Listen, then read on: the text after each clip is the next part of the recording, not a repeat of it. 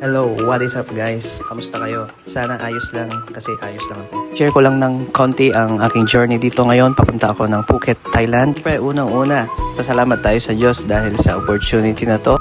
Salamat sa JBB Training Solutions po, ang kanilang Facebook page. Mabilis at maaasahan po ang JBB Solution. Ngayon, nandito na po ako sa Islandscape as a kitchen trainee.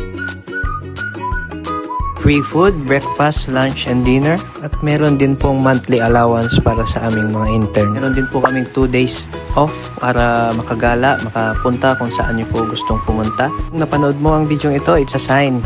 You can ask JBB Solutions para matulungan ka nila. Lalo sa student internship, offer po sila sa iba't ibang bansa, hindi lang po dito sa Thailand.